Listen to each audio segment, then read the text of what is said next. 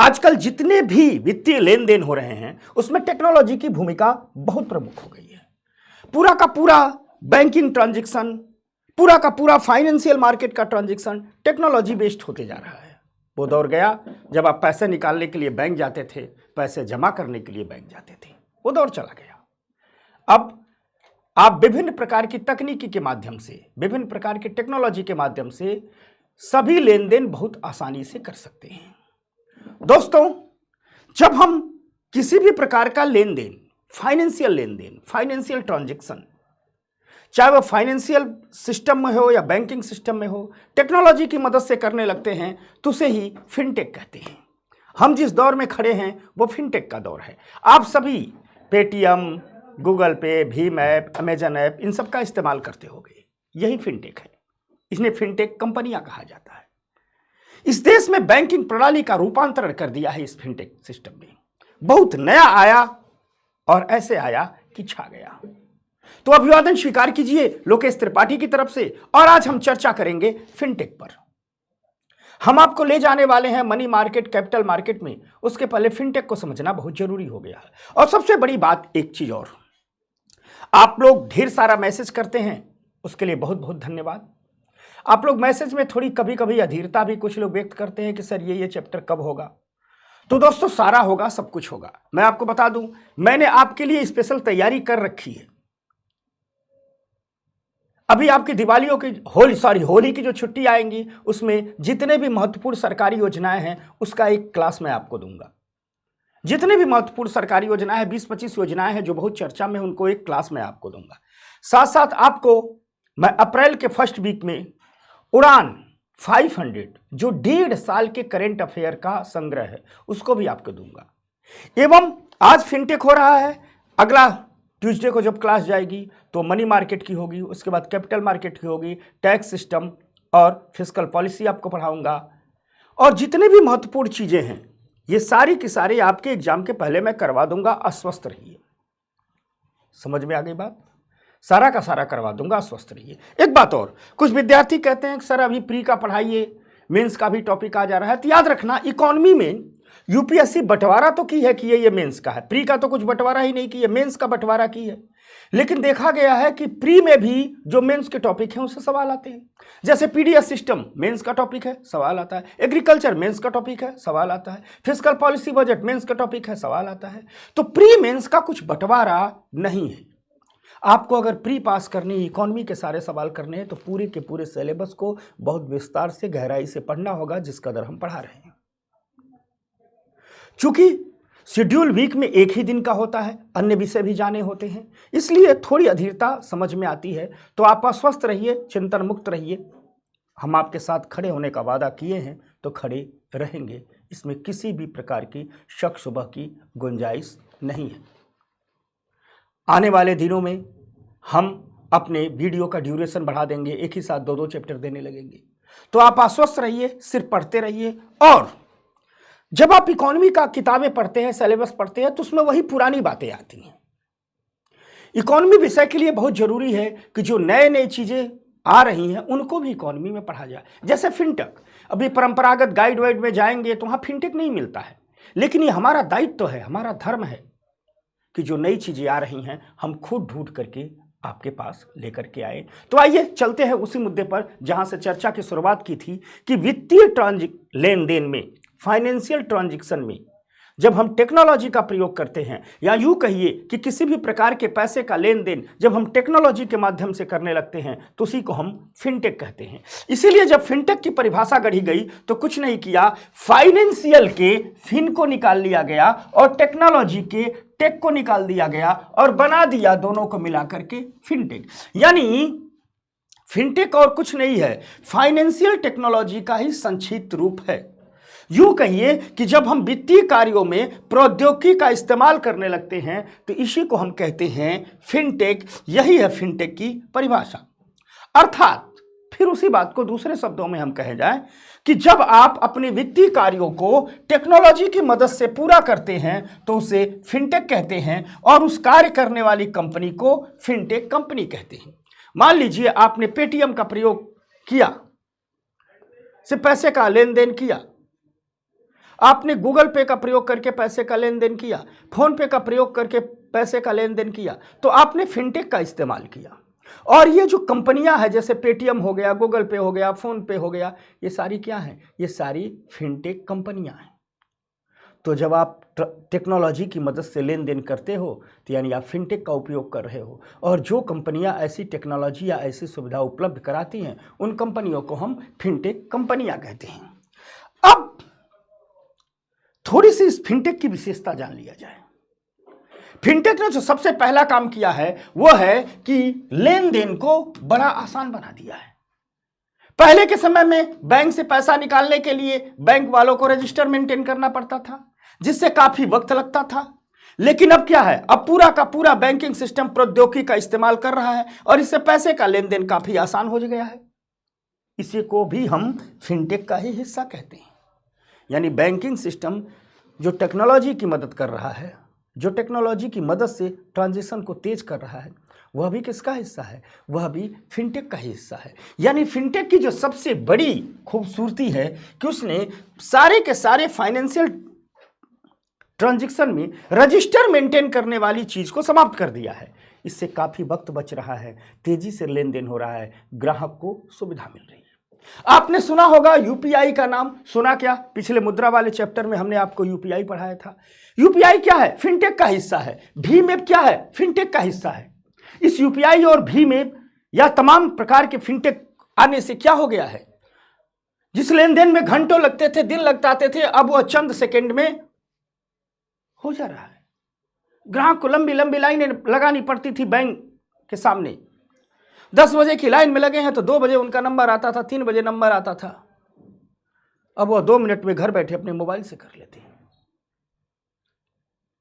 यह दुनिया का उभरता हुआ इतना बड़ा बाजार है कि ढेर सारे फिनटेक स्टार्टअप आज मार्केट में आकर के खड़े हैं। और ये फिनटेक स्टार्टअप इतनी बढ़िया बढ़िया टेक्नोलॉजी ला रहे हैं कि बैंकों के लिए पेमेंट, कैश ट्रांसफर जैसी सर्विसेज बहुत आसान हो गई है। इन दिनों आप देखिएगा कि हर बैंक हर 2 दिन पर अपना एक मनी वॉलेट लॉन्च कर देते हैं। ये जो बैंक मोबाइल वॉलेट या मनी वॉलेट लॉन्च कर रहे हैं वो कैसे लॉन्च करते हैं? दरअसल वो फिनटेक कंपनियों की मदद से ही तमाम प्रकार के मोबाइल वॉलेट, तमाम प्रकार के मनी वॉलेट लॉन्च करते रहे। दूर दराज के इलाकों में बैठे हुए भारत के गरीब व्यक्ति को इंतजार था कि एक दिन बैंक आएगा, बैंकिंग सिस्टम पहुंचेगा, उनको बैंकों की सेवाएं मिलेंगी। फिनटेक ने इस काम को बहुत ही आसान कर दिया। आज फिनटेक दूर दराज के क्षेत्रों में अपनी बैंकिंग सुविधाएं उपलब्ध करा रहा है। बंगाल का कोई मजदूर अगर दिल्ली में मजदूरी कर रहा है तो अब एक दिन काम छोड़ करके वो बैंक में लाइन नहीं लगाता है। नहीं तो पहले क्या होता था? मजदूर एक दिन का काम छोड़ करके यहां बैंक में लाइन लगा रहा है और उसके घर वाले एक दिन काम छोड़ करके वहां लाइन लगा रहे हैं। अब 15 से 20 सेकंड में वो अपने घर वालों को पैसा ट्रांसफर कर देता है। यानी अब देश का जो फाइनेंशियल सिस्टम है वह सिर्फ बैंकों के ऊपर निर्भर नहीं है। पेटीएम आया, गूगल पे आया, फोन पे आया, अमेजन पे आया, दुनिया भर की चीजें आए और इन सब के आने से यह हुआ कि जरूरतों अब किसी भी लेन देन की जरूरत है तो लेन देन की जरूरतों के लिए बैंक जाने की जरूरत नहीं है। आप अपने मोबाइल फोन से ही हर प्रकार का ट्रांजैक्शन कर सकते हैं। छोटा से छोटा व्यक्ति भी फिनटेक में शामिल हो सकता है। किसी को 5 रुपया ही भेजना है तो आसानी से भेज सकता है, तो किसी को 10,000 भेजना तो भी आसानी से भेज सकता है, किसी को 1 लाख भेजना है वो भी आसानी से भेज सकता है, किसी को 1 करोड़ भेजना है वो भी आसानी से भेज सकता है। देश की एक बड़ी आबादी बैंकिंग सुविधाओं से बाहर है, लेकिन खुशी की बात है कि धीरे धीरे ही सही फिनटेक उस आबादी को भी बैंकिंग सुविधाओं से जोड़ रहा है जिसे हम आजादी के 70 सालों में नहीं जोड़ पाए। जब हिंदुस्तान आजाद हुआ था तो वादा था लाल किले से कि नया सवेरा आएगा। उस नए सवेरे में ढेर सारे सवेरे थे और एक सवेरा बैंकों का ही था कि भारत के गरीब से गरीब, कमजोर से कमजोर आदमी के पास मिनिमम कास्ट पर बैंकिंग सुविधाएं पहुंचेगी। फिनटेक आज उसे पहुंचा रहा है। फिनटेक आज उसे पहुंचा रहा है। यही फिनटेक की सबसे बड़ी ताकत है कि उसने बैंकिंग सिस्टम में कमजोर से कमजोर आदमी को भी जोड़ दिया। यकीन मानिए, एक दिन इस फिनटेक को हम साइलेंट रिवॉल्यूशन कहेंगे। एक दिन हम इकोनॉमी की दुनिया में साइलेंट रिवॉल्यूशन कहेंगे कि एक ऐसी मौन क्रांति हुई जिसने भारत के समाज को ही नहीं बदला, भारत की अर्थव्यवस्था को भी बदला, भारत की राजनीति को भी बदला। आप कहेंगे कि अर्थव्यवस्था की बात समझ में आती है, समाज और राजनीति कैसे बदली साहब। जब कमजोर से कमजोर आदमी भी लेन देन का हिस्सा बनता है, जब कमजोर से कमजोर आदमी के पास भी सरकार द्वारा दी गई सुविधाएं डायरेक्ट कैश के रूप में पहुंचने लगती है, तो मजबूत बनता है। आज सरकार अपनी पीठ थपथपाती है और कहती है कि हमने सब्सिडी को सीधे कैश रूप में लोगों तक पहुंचाया और लोगों का सशक्तिकरण हुआ। इसका राजनीतिक लाभ भी सरकारों को मिला और सबसे बड़ी बात तो यह है कि आम आदमी ताकतवर हुआ है, सरकारों का फंड भी ताकतवर हुआ है। आप कह रहे हैं कि सरकारों का फंड कैसे ताकतवर हुआ है? जी हां, ताकतवर हुआ है। जैसे जैसे डिजिटल ट्रांजैक्शन बढ़ता जाएगा, वैसे वैसे हर ट्रांजैक्शन की मॉनिटरिंग होती जाती है और वैसे वैसे सरकार का टैक्स नेट बढ़ता जाता है। ढेर सारे लोग कर के दायरे में सीधे सीधे आने लगते हैं, तो सरकार का फंड मजबूत होता है। सरकार का फंड जितना मजबूत होगा, सरकार शिक्षा, स्वास्थ्य, बेसिक इंफ्रास्ट्रक्चर इत्यादि पर उतना खर्च करेगी। और साथ साथ सरकार जो सब्सिडी का पैसा लोगों तक पहुंचाती थी और कहा जाता था कि 1 रुपया दिल्ली से चलता है तो 90% बीच में रह जाता है, 10 पैसा ही पहुंचता है। फिनटेक ने इस चीज को दूर किया है। 1 रुपया सरकार भेजती है तो 1 रुपया ही गरीब के पास पहुंचता है। इसलिए सरकार फिनटेक को बहुत आगे बढ़ावा दे रही है। सरकार जोर शोर से यह चाह रही है कि हम इकोनॉमी को लेस कैश बना दें। और इकोनॉमी को अगर हम लेस कैश बनाना चाहते हैं तो याद रखिएगा, आने वाले दिनों में हिंदुस्तान की अर्थव्यवस्था में, हिंदुस्तान के सामाजिक सशक्तिकरण में फिनटेक की भूमिका बहुत बढ़ने वाली है। यहां हम इकोनॉमी को लेस कैश कर रहे हैं, कैशलेस नहीं कर रहे। दरअसल कैशलेस इकोनॉमी अर्थात एकदम कैश हो ही ना, यह छोटे छोटे देशों में संभव है। ये फिनलैंड में हो सकता है, आयरलैंड में हो सकता है, सिंगापुर में हो सकता है। 140 करोड़ के देश में 100% कैशलेस हो ही नहीं सकता है। इसलिए सरकार कह रही है कैशलेस नहीं, सरकार कह रही है कैशलेस नहीं, हम लेस कैश करेंगे, यानी नकदी को कम से कम करेंगे। और यकीन मानिए ये होना शुरू हो चुका है। काफी हद तक हमारी इकोनॉमी लेस कैश हो चुकी है। बढ़ता हुआ जीएसटी ट्रांजैक्शन, बढ़ता हुआ जीएसटी कलेक्शन। ऐसा तो नहीं है कि अचानक भारत के लोगों ने खरीदारी ज्यादा कर दी है। खरीदारी उतने ही कर रहे हैं, लेकिन है क्या? एक तो जीएसटी का सिस्टम इतना बढ़िया है और दूसरे खरीदारी में बहुत ज्यादा खरीदारी डिजिटल हो रही है। डिजिटल पेमेंट को छुपाया नहीं जा सकता है, उसकी चोरी नहीं की जा सकती है, आंकड़ों की चोरी नहीं की जा सकती। तो जो अचानक भारत का जीएसटी कलेक्शन बढ़ा है, उसके पीछे जीएसटी की भूमिका तो है ही है, उसके पीछे फिनटेक की भी भूमिका है। क्योंकि जैसे जैसे इकोनॉमी लेस कैश होती जाएगी, वैसे वैसे इकोनॉमी में लेन देन के आंकड़े आते जाएंगे, वैसे वैसे देश का टैक्स नेट बढ़ता जाएगा। यानी आने वाले दिनों में भविष्य के भारत में फिनटेक की भूमिका बहुत बढ़ने वाली है। हमारी इकोनॉमी में जैसे बैंकिंग सिस्टम एकदम इकोनॉमी के पैरेलल खड़ा है, वैसे भी इसी बैंकिंग सिस्टम के तहत इसी बैंकिंग सिस्टम का एक हिस्सा फिनटेक बैंकिंग सिस्टम के ही पैरेलल खड़ा होगा। फिनटेक बैंकिंग सिस्टम का ही हिस्सा है, बैंकिंग सिस्टम के ही अंतर्गत आता है, लेकिन यह बैंकिंग सिस्टम के पैरेलल खड़ा होगा। पैरेलल की बात यह है कि एक दिन वो आएगा और वो बहुत जल्दी आने वाला है कि बैंकों में जो टोटल कैश लेन देन होंगे उससे ज्यादा डिजिटल लेन देन होंगे। इसलिए फिनटेक हमारे लिए हमारी पढ़ाई के लिए एक महत्वपूर्ण टॉपिक है। यानी कुल मिला जुला करके जैसे जैसे इकोनॉमी लेस कैश होगी, फिनटेक की भूमिका बढ़ती जाएगी। यह फिनटेक कई प्रकार का फिनटेक होता है। जैसे एक होता है पेमेंट फिनटेक, आप दुकान पर जा रहे हैं, खरीदारी कर रहे हैं, क्यूआर कोड स्कैन कर रहे हैं, भेज दिए पैसा। एक होता है लोन फिनटेक। तमाम प्रकार की फिनटेक कंपनियां आ रही हैं जो लोगों को लोन दे रही हैं। 5 लाख का लोन लेना है, मोबाइल पर ही केवाईसी अपडेट कर लीजिए, आपको गूगल पे से लोन मिल जाएगा। 500 का भी लोन लेना है तो गूगल पे से लोन मिल जाएगा, अमेजन पे से लोन मिल जाएगा। ये क्या है? ये लोन, इसे लोन फिनटेक कहते हैं। यानी फिनटेक पेमेंट का भी काम कर रहा है, फिनटेक लोन का भी काम कर रहा है। एक शब्द आता है वेल्थ टेक, धन प्रौद्योगिकी, यह भी फिनटेक का ही हिस्सा है। ढेर सारी फिनटेक कंपनियां हैं जो बड़े बड़े पूंजीपतियों को, उद्योगपतियों को या स्टार्टअप करने वालों को पैसा उपलब्ध करा रही, और यह पूरा डिजिटल तरीके से पैसा उपलब्ध करा रही है। ढेर सारी फिनटेक कंपनियां हैं, वो कह रही हैं कि आइए हमारे पास, अपने स्टार्टअप का आइडिया हमें बताइए, अपने व्यवसाय का आइडिया हमें बताइए, अपने डॉक्यूमेंट अपडेट कराइए। आप अपनी पूंजी का आप अपनी व्यवसाय का विस्तार करना चाहते हैं, आप अपनी कंपनी का विस्तार करना चाहते हैं, हम आपको धन उपलब्ध कराएंगे, हम आपको पैसा उपलब्ध कराएंगे, आपकी कंपनी में शेयर लेंगे, बिल्कुल कुछ कुछ एंजल इन्वेस्टर की तरह।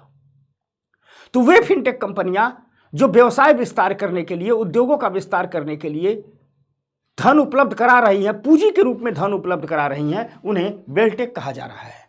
कई ऐसी फिनटेक कंपनियां हैं जो आपका इंश्योरेंस करती हैं, उसे इंश्योरेंस टेक कहते हैं। ICICI लोम्बार्ड एक एग्जाम्पल है, मैं इसका ऐड नहीं कर रहा हूं, ठीक ना, ऐसे ही एक एग्जाम्पल है। आप देखते होंगे कि तमाम टेलीविजन पर ऐड आते हैं, ऐप डाउनलोड कीजिए आप मोबाइल से और हेल्थ इंश्योरेंस ले लीजिए, आप कोई पॉलिसी ले लीजिए। तो किसी एजेंट के पास आपको जाने की जरूरत नहीं है, कहीं ऑफिसों के चक्कर लगाने की जरूरत नहीं है। अपने घर बैठे अपने मोबाइल से सारा फॉर्म भरिए, उनके अकाउंट में पैसे ट्रांसफर कर दीजिए, वहां से सारा का सारा आपका कार्ड बन के आ जाएगा, आपका इंश्योरेंस हो गया, आपकी बीमा हो गई। तो ये कंपनियां जो डिजिटल रूप से बीमा करती हैं उसे इंश्योरेंस टेक कहते हैं। और उसके बाद सबसे लास्ट में आता है रेगटेक, विनिमय प्रौद्योगिकी। दरअसल ये सारा का सारा डिजिटल ट्रांजैक्शन बेहतरी से चले, इसके लिए इस ट्रांजैक्शन को रेगुलराइज भी करना होगा, रेगुलेट भी करना होगा, ताकि हर ट्रांजैक्शन की सुरक्षा बनी रहे, ग्राहक के हितों से खिलवाड़ ना हो।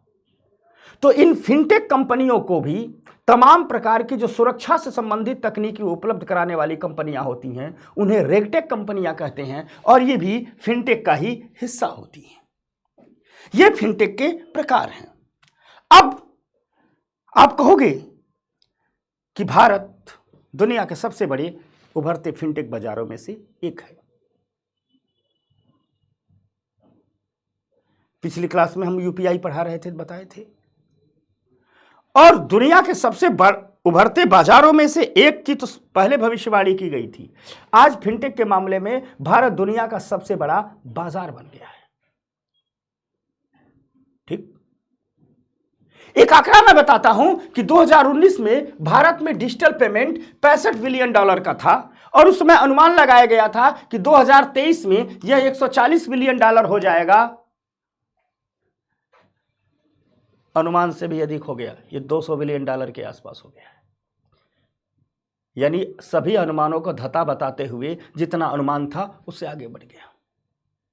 एक बहुत बढ़िया फाइनेंशियल ट्रांजैक्शन की एक बहुत भरोसेमंद कंपनी है जिसे कहा जाता है बोस्टन कंसल्टिंग।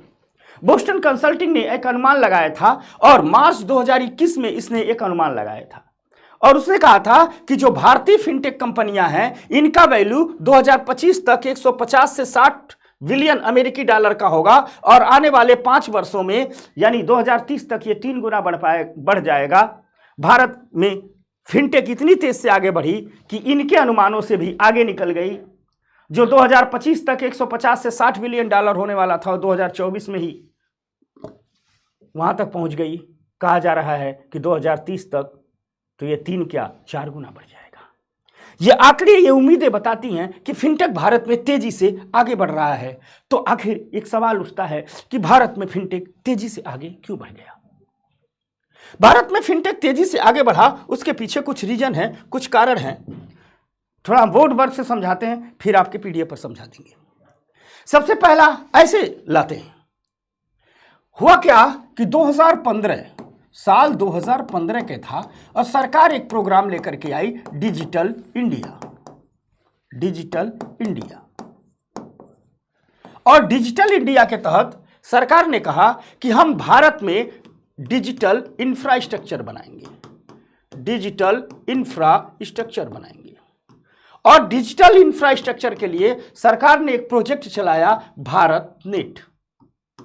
भारत नेट, और भारत नेट के तहत कहा गया कि भारत सरकार भारत के एक एक गांव को इंटरनेट कनेक्शन से जोड़ेगी, ऑप्टिकल फाइबर से जोड़ेगी, डिजिटल नेटवर्क से जोड़ेगी।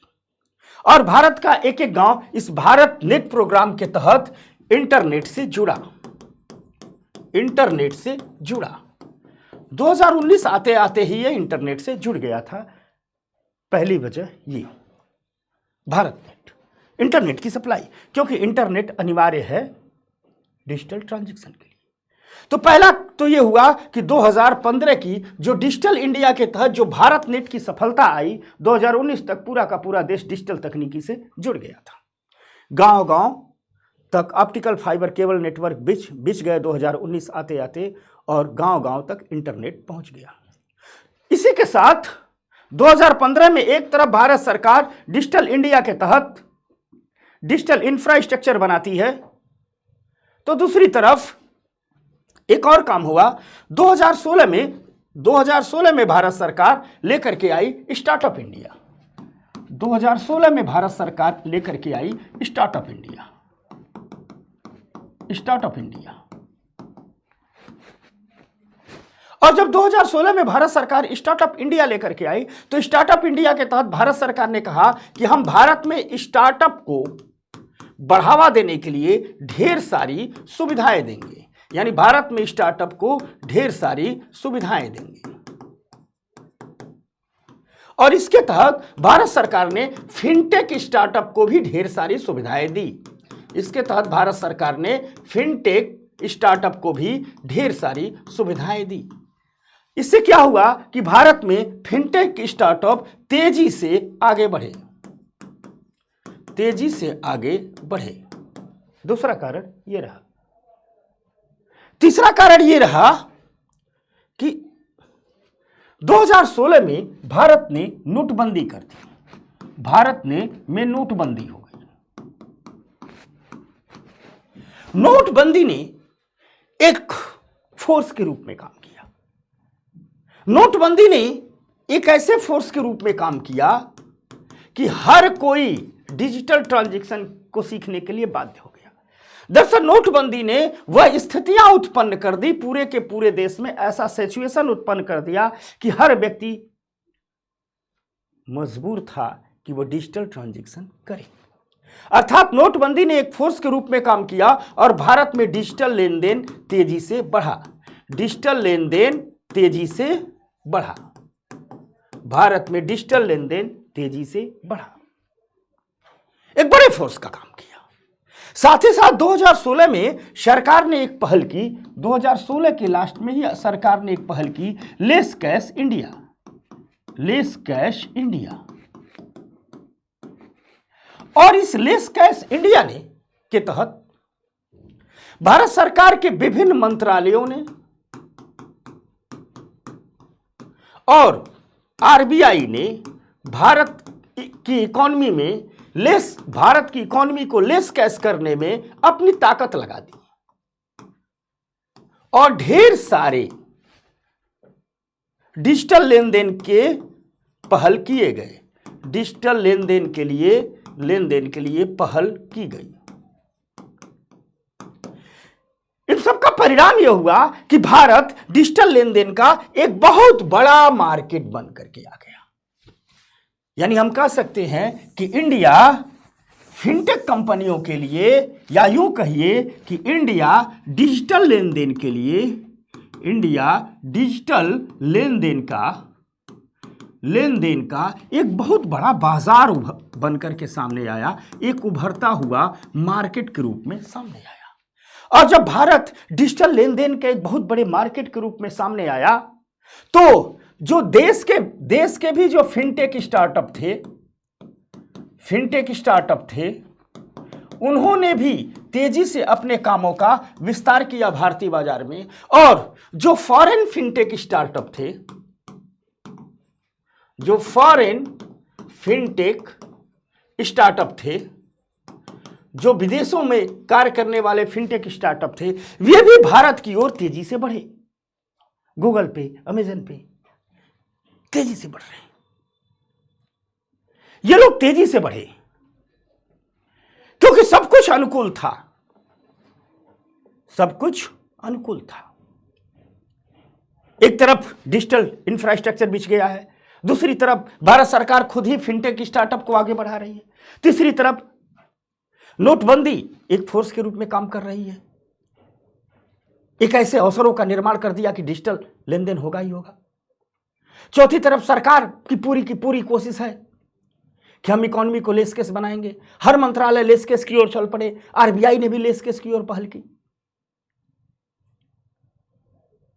और भारत एक ऐसा बाजार बनकर के उभारा गया कि देश के भी फिनटेक स्टार्टअप तेजी से आगे बढ़ने लगे और विदेशी फिनटेक स्टार्टअप भी भारत की ओर दौड़ चले। आरबीआई ने तो कई सुविधाएं इजाद कर दी। आरबीआई ने कहा कि इस फिनटेक क्रांति में हम भी अपनी हिस्सेदारी निभाएंगे, ठीक। और आरबीआई ने कहा कि अगर हमारी भारत सरकार लेस कैश इकोनॉमी को आगे बढ़ाना चाह रही है तो हम भी डिजिटल पेमेंट के लिए ढेर सारी सुविधाएं लेकर के आएंगे। और आरबीआई ने इसके लिए यूपीआई पर काम करवाया, आरबीआई आईएमपीबीएस लाई, आरबीआई भीम सर्विस लेकर के आई, आईबीआई बीबीपीएस लेकर के आई। यूपीआई की कहानी आपको बता दिए हैं, ठीक। आईएमपीएस का मतलब होता है तत्काल भुगतान सेवा। भीम ऐप लेकर के आई Bharat interface for money, BBPS लेकर आई भारत बिल पे सिस्टम, ठीक। आधार सक्षम भुगतान प्रणाली लेकर के आई, जहां आधार का प्रयोग करके पिछली क्लास में बनाए थे, माइक्रो एटीएम में लगाइए, आधार का प्रयोग कीजिए। माइक्रो एटीएम है, आधार डालेंगे, आधार स्कैन करेगा, उसके बाद आपकी उंगली का फिंगरप्रिंट लेगा, पहचान सुनिश्चित कर लेगा, पैसा दे देगा, माइक्रो एटीएम से पैसे निकल जाएंगे। यानी जो लोग स्मार्टफोन का यूज करते हैं वो इन सब सुविधाओं का प्रयोग करेंगे, जो नहीं करते हैं उनके लिए आधार सक्षम भुगतान प्रणाली ला दी गई। तो कुल मिलाजुला करके हुआ कुछ यूं कि एक तरफ वही परिस्थितियां कि हम इंटरनेट का जाल भी बिछा रहे हैं, हम स्टार्टअप को आगे भी बढ़ा दे रहे हैं, हम लेस कैश इकोनॉमी की भी ओर चल रहे हैं, हमने देश में नोटबंदी लगा करके एक ऐसी परिस्थितियां उत्पन्न कर दी कि लोग मजबूर हैं डिजिटल ट्रांजैक्शन की ओर जाने के लिए, जो नहीं सीखे थे वो भी सीख गए। आरबीआई ने भी ढेर सारी पहल कर दी और कुल मिलाजुला करके भारत डिजिटल लेन देन का दुनिया का सबसे बड़ा उभरता हुआ बाजार बन गया। और जब भारत दुनिया का सबसे बड़ा उभरता हुआ बाजार बन गया तो देश के भी फिनटेक स्टार्टअप तेजी से आगे बढ़े। देश के जितने भी इनोवेशन बेस्ड लोग थे उन्होंने कहा कि अभी फिनटेक स्टार्टअप में काम करने की ज़रूरत है, अभी फिनटेक सेक्टर में अपने नए व्यवसाय करने की ज़रूरत है, यहाँ प्रॉफिट ज़्यादा है। तो देश में देखते ही देखते रातों रात ढेर सारे फिनटेक स्टार्टअप खड़े हो गए और दुनिया के फिनटेक स्टार्टअप ने कहा कि इसमें सबसे ज़्यादा प्रॉफिट तो भारत में है, तो ये भी भारत की ओर भागे आए और भारत में हो गई फिनटेक रिवॉल्यूशन। आज डिजिटल ट्रांजैक्शन के मामले में भारत अमेरिका, चीन जैसे देशों को बहुत पीछे छोड़ चुका है। जी हां, बहुत पीछे छोड़ चुका है। भारत अब अपनी यूपीआई का अपने सॉफ्ट पावर के रूप में इस्तेमाल करने लगा है।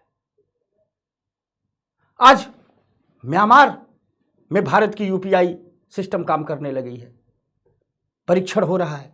नेपाल में काम कर रहा है, भूटान में काम कर रहा है, सिंगापुर, मॉरिशस जैसे देशों में काम कर रहा है। यूएई, फ्रांस से समझौता हो गया है, यूपीआई सिस्टम लगाया जा रहा है। फ्रांस जैसे देश अब यूपीआई के लिए भारत की ओर मदद आ रहे हैं। फ्रांस जैसे देश अब यूपीआई के लिए भारत की मदद चाह रहे हैं। आप कल्पना कीजिए, भारत आज तक टेक्नोलॉजी मांगने के लिए यूरोप जाता था। भारत आज तक टेक्नोलॉजी मांगने के लिए यूरोप जाता था। भारत टेक्नोलॉजी देने के लिए यूरोप गया है और वह टेक्नोलॉजी कौन सी है? आपकी यूपीआई डिजिटल ट्रांजैक्शन की टेक्नोलॉजी। यूरोप के लोग भारत घूमने आते हैं तो बड़े आश्चर्य भाव से देखते हैं कि अरे, समोसा भी खाता है तो क्यूआर कोड से पेमेंट हो जाता है, गोलगप्पे भी खाते हैं तो क्यूआर कोड से पेमेंट हो जाता है, चाय भी पीते हैं तो क्यूआर कोड स्कैन करके पेमेंट हो जाता है। यह सब संभव कैसे हुआ? यह सब संभव हुआ फिनटेक की वजह से। फिनटेक ने भारत को एक ग्लोबल लीडर के रूप में खड़ा कर दिया है। भारत कह रहा है देखिए इस मामले में अमेरिका भी हमसे पीछे है, चीन भी हमसे पीछे है। यह योगदान है फिनटेक का इस देश को। फिनटेक हमारी इकोनॉमी को टेक अप पोजीशन पर लेकर के चला गया। बहुत जल्दी हमारी पूरी की पूरी इकोनॉमी लेसकैश इकोनॉमी में तब्दील होने वाली है। लक्ष्य था 2029-30, इतना टाइम नहीं लगेगा, 25-26 तक हो जाएगा। और जिस दिन ये इकोनॉमी लेसकैश इकोनॉमी में तब्दील हो गई, हमारे पास टैक्स कलेक्शन इतना होगा कि हम जनता के एक बड़े गरीब वर्गों को स्वास्थ्य, शिक्षा और सब्सिडी की बेहतर सुविधाएं दे पाएंगे।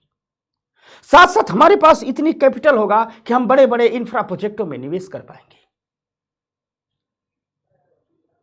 और जब हम ये कर पाएंगे तभी हम बनाएंगे एक नया भारत, एक मजबूत भारत, एक सशक्त भारत। तभी हम भारत का आर्थिक रूपांतरण कर पाएंगे। याद रखना, व्यक्ति हो चाहे समाज हो या राष्ट्र हो, जब तक वो आर्थिक रूप से सशक्त नहीं होता है वो अन्य रूप से सशक्त हो ही नहीं सकता है। और भारत को आर्थिक रूप से सशक्त बनाने में सबसे बड़ी भूमिका जो निभा रहा है वो ये फिनटेक ही निभा रहा है। जिस दिन आर्थिक रूप से मजबूत भारत बनेगा उस दिन सामाजिक रूप से भी मजबूत भारत हो जाएगा, राजनीतिक रूप से भी मजबूत भारत हो जाएगा, रणनीतिक रूप से भी मजबूत भारत हो जाएगा। हम अभिमान से कहते हैं कि किसी जमाने में हम पूरी दुनिया में सर्वश्रेष्ठ थे, हम विश्वगुरु थे, हम फिर से विश्वगुरु बनेंगे। तो विश्वगुरु बनने की जो सबसे बड़ी उम्मीद है इसी फिनटेक के भरोसे टिकी हुई है। तो ये सब कारण रहे हैं भारत में फिनटेक के ग्रोथ के, फिनटेक की वृद्धि के। अब थोड़ी बात करते हैं रेगटेक और सुपरटेक की। सुपरटेक को ही सबटेक भी कहा जाता है, सुपरटेक को ही हम सबटेक भी कहते हैं। तो अब बात करते हैं रेगटेक की और फिर बात करते हैं सुपरटेक की यानी सबटेक की। जब हम अंग्रेजी में लिखते हैं, जब हम हिंदी में लिखते हैं तो इसे सुपरटेक लिखते हैं, लेकिन जब अंग्रेजी में लिखते हैं तो इसे ही सबटेक लिखा जाता है और रेगटेक को रेगटेक के लिखा जाता है। आप कहोगे कि ये क्या है? इन्हें फिनटेक के जुड़वा भाई कहा जाता है। ये फिनटेक के ट्विंस हैं, यानी जुड़वा बच्चे। ये फिनटेक के ट्विंस हैं, अर्थात कह लीजिए कि फिनटेक के दो जुड़वा बच्चे हैं, एक का नाम है रेगटेक और एक का नाम है सबटेक। आप कहोगे ये जुड़वा बच्चे क्यों? दरअसल जो फिनटेक पूरा का पूरा फिनटेक है, इसके मूल में एक बात है और वो है डेटा सुरक्षा और ग्राहक सुरक्षा। आप पैसा भेजे, किसी और के खाते में चला गया, किसी और के खाते में, आप दुकानदार का क्यूआर कोड स्कैन कर रहे हैं, पता चला क्यूआर कोड के ही माध्यम से वो दुकानदार ही आपके पूरे अकाउंट को हैक कर ले। फिनटेक को आगे बढ़ाना होगा तो हर ग्राहक को यह आश्वस्त करना होगा कि उसके डेटा सुरक्षित हैं और वो ग्राहक सुरक्षित है, यानी उसके खाते में जो पैसा है वो सुरक्षित है। अर्थात हम कुल मिलाजुला करके कहें तो डेटा सुरक्षा और ग्राहक सुरक्षा वो प्रमुख चिंताएं हैं जिनका समाधान किया जाना चाहिए। जब तक हम डेटा सुरक्षा और ग्राहक सुरक्षा की चिंताओं का समाधान नहीं करेंगे हम फिनटेक को आगे नहीं बढ़ा पाएंगे।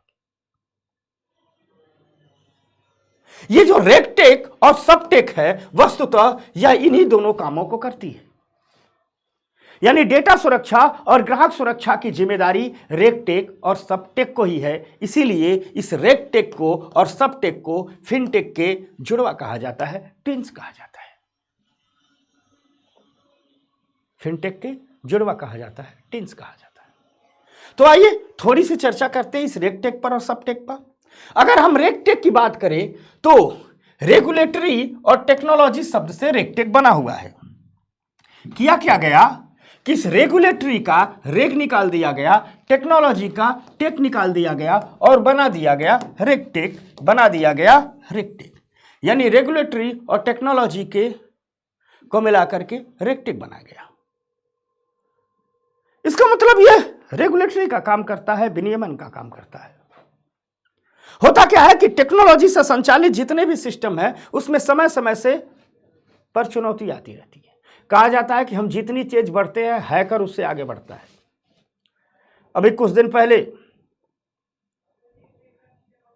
फेसबुक डाउन हो गया था 1-2 घंटे के लिए।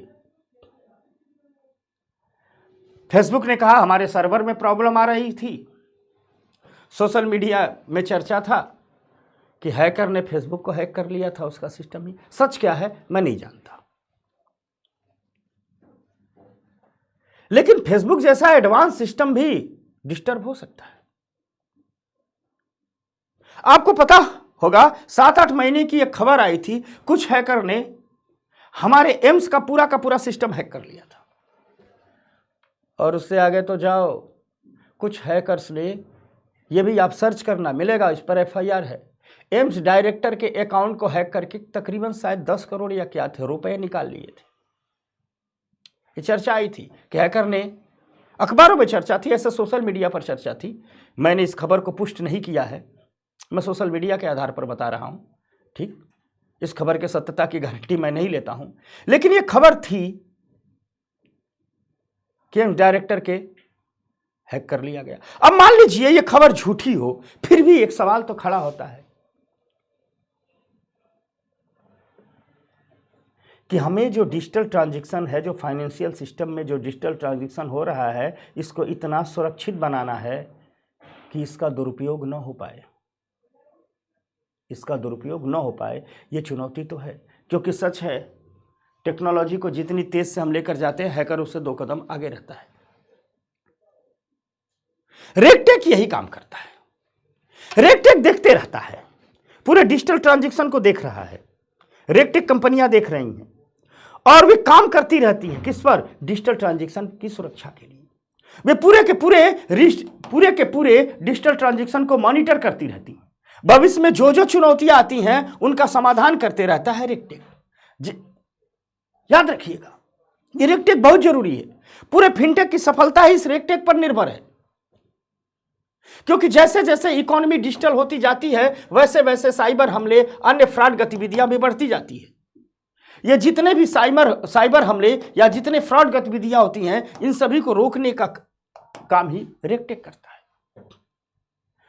रेगटेक जितना बेहतर से काम करेगा, फिनटेक पर उतना लोगों का भरोसा रहेगा, उतना ही ज्यादा फिनटेक का इस्तेमाल करेंगे और देश डिजिटली आगे बढ़ेगा। इसलिए जितना सफल, जितना जरूरी बेहतर ट्रांजैक्शन का होना है, उतना ही जरूरी है रेगटेक का भी होना। रेगटेक इस फिनटेक का ही हिस्सा है। यूं कहिए कि रेगटेक फिनटेक का सुरक्षा कवच है, कवच कुंडल है। रेगटेक फिनटेक की सुरक्षा करता है। आप सोचते होंगे किस किस रूप में करता है, तो बताता हूं। यह रिस्क मैनेजमेंट करता है, खतरे का प्रबंधन करता है।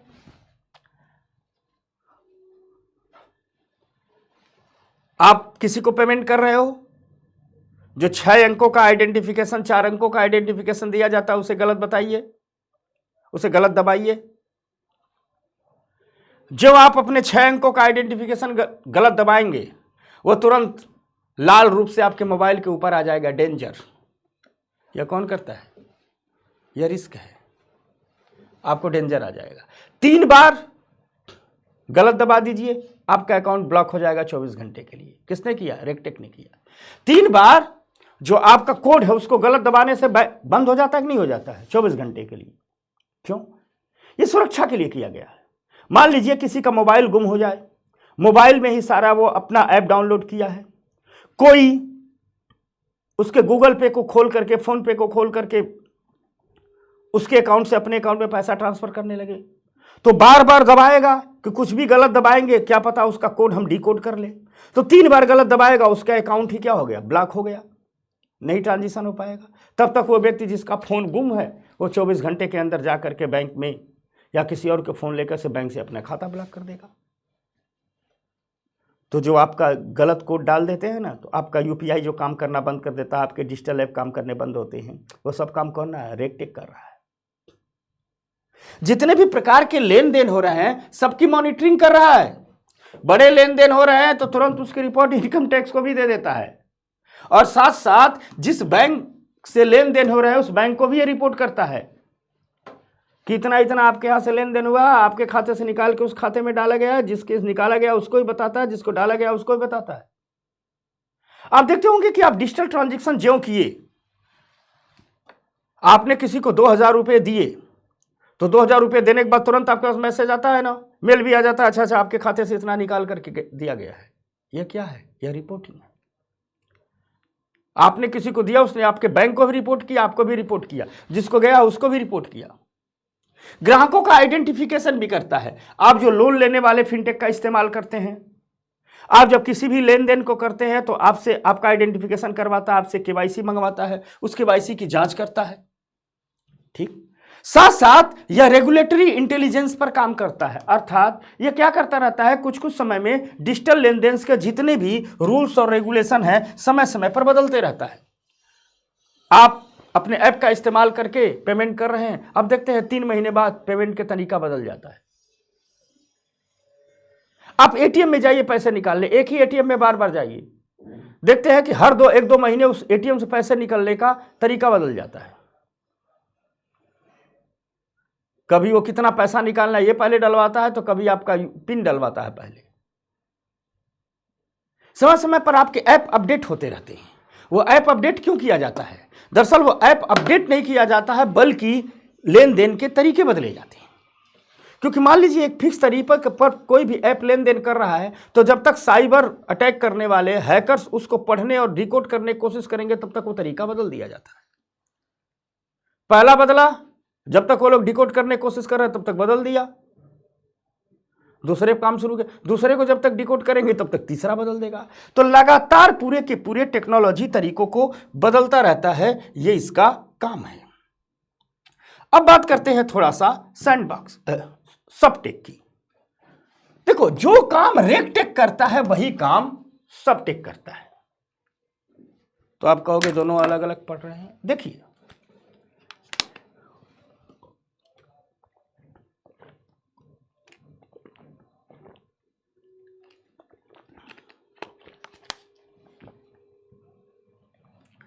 जो काम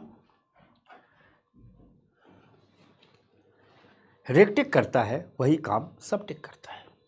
तो आप कहेंगे फिर दोनों अलग अलग क्यों है? देखिए, रेगटेक जो काम करता है, रेगुलेटेड टेक्नोलॉजी में जो काम किए जा रहे हैं, यानी इतने काम किए जा रहे हैं, रिस्क मैनेजमेंट किया जा रहा है, लेन देन की मॉनिटरिंग की जा रही है, ग्राहकों का आइडेंटिफिकेशन किया जा रहा है, केवाईसी जांच की जा रही है, रेगुलेटरी इंटेलिजेंस का काम किया जा रहा है, ये सारा काम कौन कर रहा है? रेगटेक कर रहा है, कोई रेगटेक कर रहा है।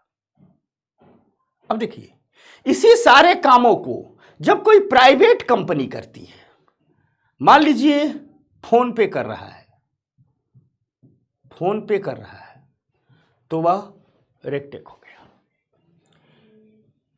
यानी डिजिटल ट्रांजैक्शन में जितनी भी सुरक्षा की बातें हैं, जब कोई प्राइवेट कंपनी करती है तो उसे क्या कहा जाता है? रेगटेक कहा जाता है।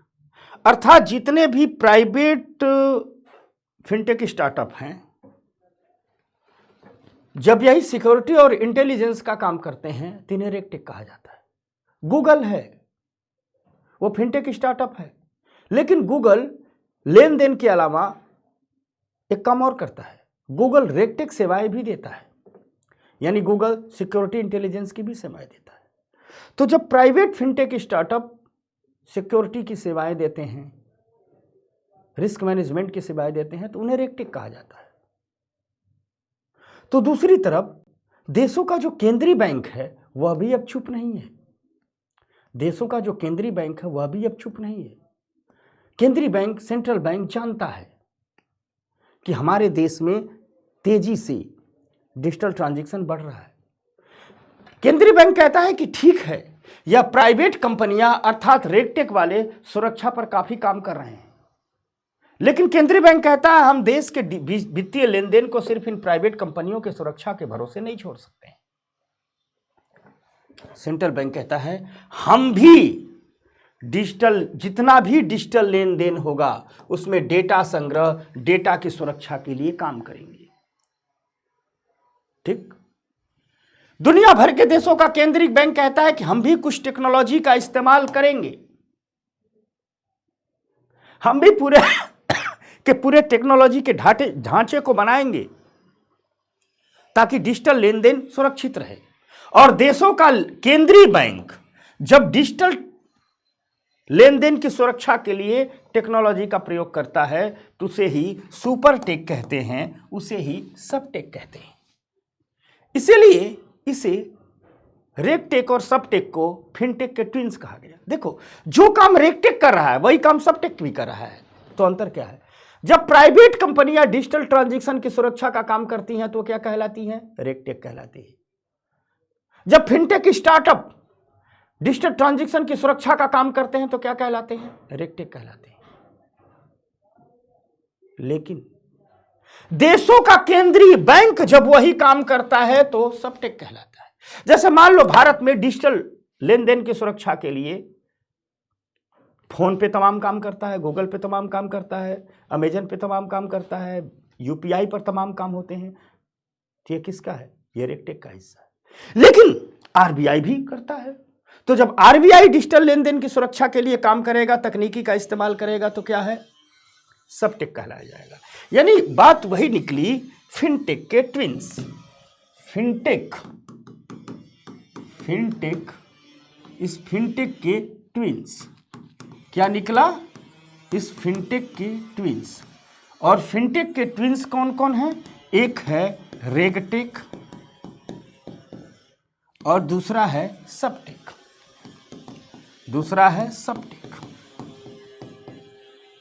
समझना। तो जब फिनटेक स्टार्टअप, जो फिनटेक स्टार्टअप हैं, जब फिनटेक स्टार्टअप डिजिटल लेन देन की सुरक्षा का काम करते हैं, डिजिटल लेन देन की सुरक्षा, जब ये फिनटेक स्टार्टअप डिजिटल लेन देन की सुरक्षा का काम करते हैं तो क्या कहलाते हैं? रेगटेक कहलाते हैं। और जब आपके किसी भी देश का केंद्रीय बैंक, जब किसी भी देश का केंद्रीय बैंक, भारत के मामले में अगर हम कह दिए इंडिया में यह काम कौन करेगा? भारत के मामले में आरबीआई करेगा। तो जब किसी भी देश का केंद्रीय बैंक डिजिटल लेन देन की सुरक्षा का काम करता है, डिजिटल लेन देन की सुरक्षा का काम करता है, ठीक, तो उसे हम सबटेक कहते हैं। यानी सीधी सी भाषा में कह लो कि जब प्राइवेट वाले डिजिटल लेन देन की सुरक्षा का काम कर रहे हैं तो रेगटेक कह रहे हैं, जब स्वयं आरबीआई आकर के डिजिटल लेन देन की सुरक्षा का काम कर रही है तो उसे हम सबटेक कह रहे हैं। समझ में आ रही बात ना?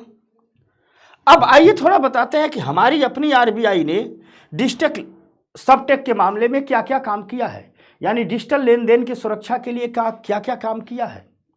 प्रीलिम्स में ऑप्शन बनाए जा सकते हैं। तो हमारी आरबीआई ढेर सारे सुपर टेक का प्रयोग कर रही है, ढेर सारे सबटेक का प्रयोग कर रही है। जैसे आरबीआई ने कुछ सिस्टम इजाद किया है। आरबीआई का एक सिस्टम है import data processing and monetary system, एक सिस्टम है export data processing and monetary system, ठीक। एक बनाया है उसने central repository of information on large credit. यह आरबीआई ने इसलिए बनाया है ताकि जितने भी लंबे बड़े ऋण आ जा रहे हैं डिजिटल रूप से, उन पर भी ध्यान रखा जाए। यह आरबीआई द्वारा बनाया गया सबटेक है, यह आरबीआई द्वारा इस्तेमाल की गई तकनीकी है जो डिजिटल लेन देन की सुरक्षा के लिए काम की जाती है। इसको याद कीजिएगा। अब थोड़ा सा एक शब्द आता है बार बार, सैंडबॉक्स। एक शब्द आता है सैंडबॉक्स।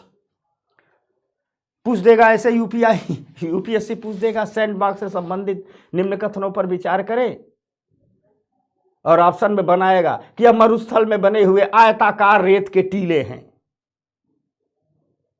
ठीक। दूसरा बनाएगा कि यह वो एक प्लेटफॉर्म है जहां डिजिटल लेन देन की टेस्टिंग की जाती है। कहेगा पहला सही, दूसरा सही। सब लोग कहेंगे बालू का बक्सा है। सैंडबॉक्स मतलब, अगर हिंदी किया जाए, वैसे सैंडबॉक्स हिंदी नहीं है, सैंडबॉक्स हिंदी अंग्रेजी दोनों में एक ही है, तो लोग कहेंगे बालू का बक्सा है, पहला वाला सही होगा। जी नहीं, ठीक। सैंडबॉक्स शब्द फिनटेक से जुड़ा है। एक एग्जाम में सवाल पूछा गया कि निम्नलिखित में से कौन सा फिनटेक से जुड़ा हुआ शब्द है, और उसमें ऑप्शन था सैंडबॉक्स। सारे विद्यार्थी यही गलत करके आए। हम पूछे इसको क्यों गलत किए, बोले सैंडबॉक्स लगता ही नहीं था फिनटेक से जुड़ा हुआ शब्द है। सैंडबॉक्स क्या है?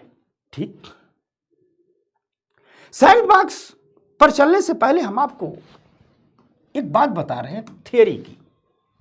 यदि हमको डिजिटल लेन देन को व्यवस्थित करना है, हमें डिजिटल लेन देन को आगे बढ़ाना है, तो हमें एक ढांचा बनाना होगा ताकि पूरी की पूरी प्रणाली को व्यवस्थित किया जाए, पूरे के पूरे फाइनेंशियल सिस्टम के भीतर उसके प्रभाव को व्यवस्थित किया जाए।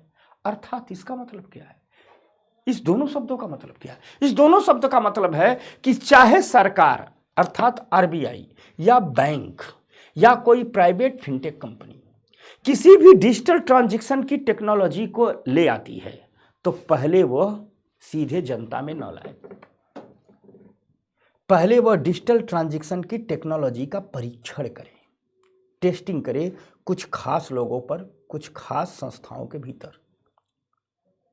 और टेस्टिंग करने के बाद वो प्रणाली जब पूरी तरह से फुल प्रूफ हो जाए, तभी उसे जनता को दिया जाए उपयोग करने के लिए, ताकि जितने भी ग्राहक हैं सबके हितों की रक्षा किया जाए। जितने भी हितधारक हैं, यानी बैंक है, फाइनेंशियल इंस्टीट्यूशन है, उन सभी हितधारकों के हितों की रक्षा की जाए। फ्रॉड हमारे भी साथ ना हो, फ्रॉड बैंक के साथ भी ना हो।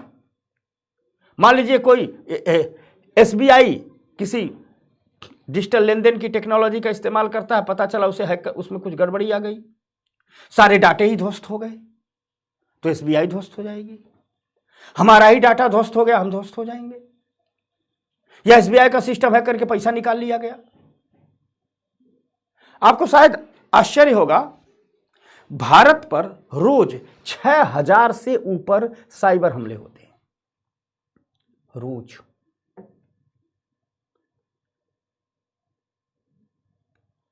कुछ विभिन्न देशों की खुफिया एजेंसियों द्वारा किए जाते हैं, कुछ विभिन्न समूहों द्वारा किए जाते हैं।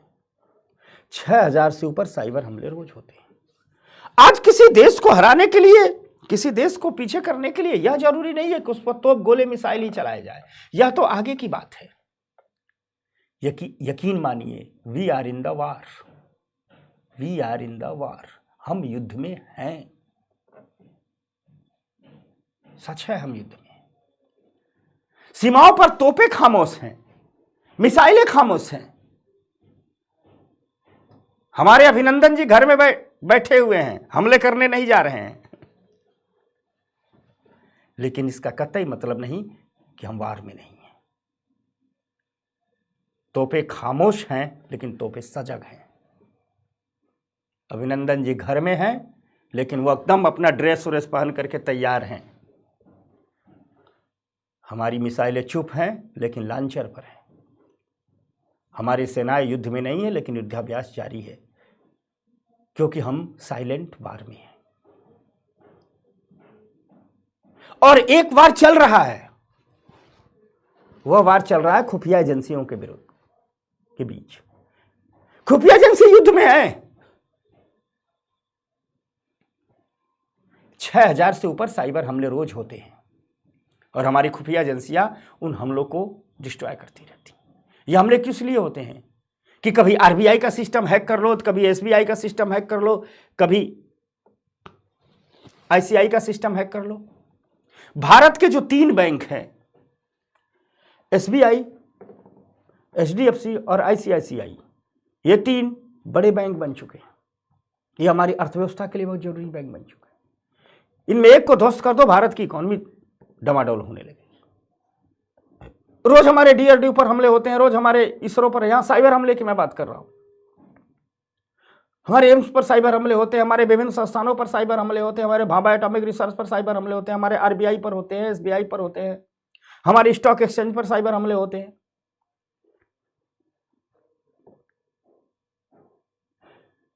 तो ऐसे में जरूरी है कि जब भी किसी डिजिटल लेन देन की टेक्नोलॉजी को लाया जाए, तो उसको फुल प्रूफ किया जाए। एक व्यवस्थित ढांचे के भीतर पहले उसका परीक्षण किया जाए, उसकी हर कमियों को दूर किया जाए। जिस व्यवस्थित ढांचे के भीतर उसका परीक्षण किया जाता है, उसी को हम सैंडबॉक्स कहते हैं। यानी सैंडबॉक्स और कुछ नहीं है, वह प्लेटफॉर्म है जिस पर डिजिटल ट्रांजैक्शन की जो भी टेक्नोलॉजी होती है पहले उसका परीक्षण किया जाता है। मान लीजिए गूगल पे इंडिया आया तो भारत सरकार कहती है आप तो परीक्षण करके आए हैं, हम आपके परीक्षण को नहीं मानेंगे, आप हमारे आरबीआई के सैंडबॉक्स में जाइए और साथ साथ अपने सैंडबॉक्स की रिपोर्ट दीजिए। तो सपोज दैट गूगल कोई टेक्नोलॉजी लेकर के आ रहा है डिजिटल ट्रांजैक्शन की और भारत में वो देना चाहता है, तो भारत सरकार कहती है आपने परीक्षण किया, तो गूगल कहता है देखिए हमने सैंडबॉक्स बनाया हुआ है, यानी हमने एक प्लेटफॉर्म बनाया हुआ है जिससे विभिन्न प्रकार के व्यक्तियों को जोड़ा है, विभिन्न प्रकार के संस्थानों को जोड़ा है। हमने इसी प्लेटफॉर्म पर विभिन्न व्यक्तियों और संस्थानों के बीच में डिजिटल लेन देन किया है और ये देख लिया है कि पूरी तरह सुरक्षित है। यानी सैंडबॉक्स और कुछ नहीं, वो प्लेटफॉर्म है जिस पर किसी भी डिजिटल ट्रांजैक्शन को जनता के बीच लाने से पहले उसका परीक्षण किया जाता है। तो हमारी सरकार कहती है ठीक है आपने अपने सैंडबॉक्स पर तो परीक्षण कर लिया है, लेकिन हमारे आरबीआई के पास भी जाइए, क्योंकि हमारी आरबीआई ने भी सैंडबॉक्स बनाया हुआ है और उसका नाम है रेगुलेटरी सैंडबॉक्स। ठीक, तो हमारी आरबीआई ने जो सैंडबॉक्स बनाया है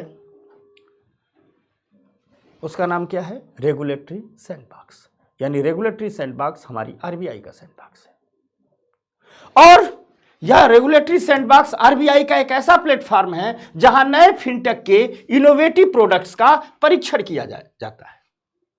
कोई भी प्राइवेट सरकारी कोई भी फिनटेक लेकर आए, देश का फिनटेक विदेश का फिनटेक, जब भी कोई इनोवेटिव प्रोडक्ट लेकर आता है, इनोवेटिव प्रोडक्ट मतलब क्या, डिजिटल लेन देन की कोई तकनीकी लेकर आता है, तो आरबीआई कहती है आपने परीक्षण कर लिया, आप हमारे रेगुलेटरी सैंडबॉक्स पर आइए। ठीक, हम परीक्षण करेंगे, हम आश्वस्त होंगे, तब हम इजाजत देंगे। अर्थात जब कोई फिनटेक कंपनी कोई न्यू टेक्नोलॉजी को लेकर के आएगी तो उसका परीक्षण जिस प्लेटफॉर्म पर किया जाएगा उस प्लेटफॉर्म को ही हम कहते हैं रेगुलेटरी सैंडबॉक्स। तो रेगुलेटरी सैंडबॉक्स और कुछ नहीं, आरबीआई का एक प्लेटफॉर्म है जिस पर वो डिजिटल लेन देन, डिजिटल तकनीकी का परीक्षण करती है। तो दोस्तों, यह बात रही फिनटेक की, बात थोड़ी सी है लेकिन बात जरूरी थी, इसलिए हमने बात की, क्योंकि अभी फिनटेक चैप्टर आपको जो गाइड वाइड पढ़ते हैं उसमें नहीं आया है और यकीन मानिए यूपीएससी इससे सवाल पूछेगी। इस साल पूछेगी यूपीएससी, अगले साल पूछेगी, कब पूछेगी मुझे नहीं पता, लेकिन यह तो मैं गारंटी दे रहा हूं पूछेगी, क्योंकि फिनटेक इकोनॉमी का उभरता हुआ टॉपिक है। इस फिनटेक में वो ताकत है कि भारत का आर्थिक रूपांतरण कर सकती है। तो जब भारत का आर्थिक रूपांतरण कर सकती है तो यह परीक्षा के लिए महत्वपूर्ण क्यों नहीं होगा। तो दोस्तों, आज आपने फिनटेक समझा, अगला शेड्यूल में हम आपको समझाएंगे मनी मार्केट, मुद्रा बाजार। ठीक, उसके बाद कैपिटल मार्केट, उसके बाद टैक्स सिस्टम पर आ जाएंगे और फिस्कल पॉलिसी। ठीक, आप आश्वस्त रहिए कि अप्रैल तक हम बहुत कुछ आपको पढ़ा चुके होंगे। दूसरी बात, दो चीजें हम आपके बिना कहे आपको देंगे। ये होली के दौरान हम आपको वीडियो देंगे, 3-4 घंटे का ही देंगे, सिर्फ इंपॉर्टेंट ही रखेंगे, जो महत्वपूर्ण सरकारी योजनाएं हैं उन पर, और अप्रैल फर्स्ट वीक में आपको दे देंगे पिछले 1.5 साल की इकोनॉमी में जो भी करंट घटनाएं हुई हैं उस पर हम विस्तार से आपको क्लास देंगे। तो ये दो चीजें हम एक्स्ट्रा देंगे, तो आश्वस्त रहिए, अधीर मत होइए।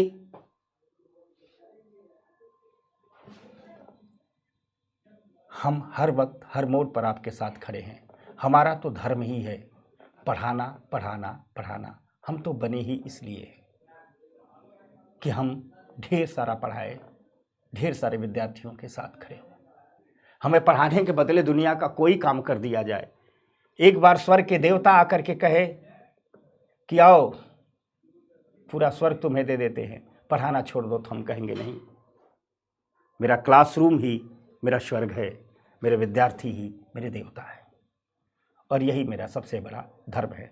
तो दोस्तों, फिनटेक समझ में आ जाए तो हमें संदेश जरूर देना, मैसेज जरूर करना, बताना कि गुरुजी फिनटेक समझ में आ गया। हमें इंतज़ार रहता है आपके संदेशों का। तो आज इतना ही, मिलते हैं नेक्स्ट क्लास में। धन्यवाद, नमस्कार।